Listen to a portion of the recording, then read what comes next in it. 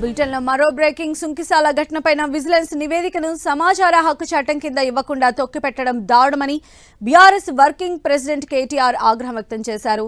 ఒక నిర్మాణ సంస్థ చేసిన ఘోర తప్పిదాన్ని దేశ రక్షణకు సంబంధించిన సమాచార హక్కు సెక్షన్లతో ముడిపెట్టి దాచడం మరింత విడ్డూరమన్నారు.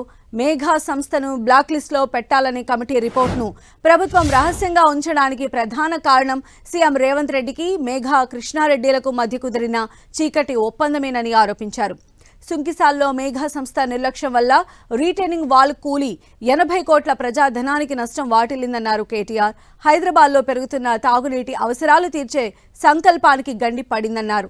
నిర్మాణ లోపం బయటపడుతుందనే భయంతోనే కమిటీ నివేదికను బహిర్గతం చేయడానికి కాంగ్రెస్ సర్కార్ జంకుతోందన్నారు.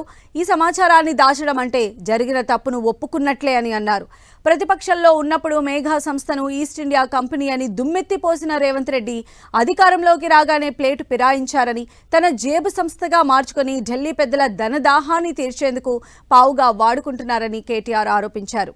బ్లాక్ లిస్టులో పెట్టాల్సిన మేఘా సంస్థకు మంత్రి పొంగులేటికి చెందిన రాఘవ కంపెనీకి 4,350 కోట్ల కొడంగల్ లిఫ్ట్ ఇరిగేషన్ ప్రాజెక్టును అప్పగించి భారీ కుంభకోణానికి తెరతీశారని కేటీఆర్ మరోసారి కీలక ఆరోపణలు చేశారు. ఇప్పటికైనా సమాచార హక్కు చట్టాన్ని నిర్వీర్యం చేసే చర్యలను మానుకోవాలని సూచించారు. సుంకిసాల ఘటనపై ప్రభుత్వం చేపట్టిన విచారణ నివేదికను బహిర్గతం చేయాలని బీఆర్ఎస్ పక్షాన డిమాండ్ చేస్తున్నామన్నారు.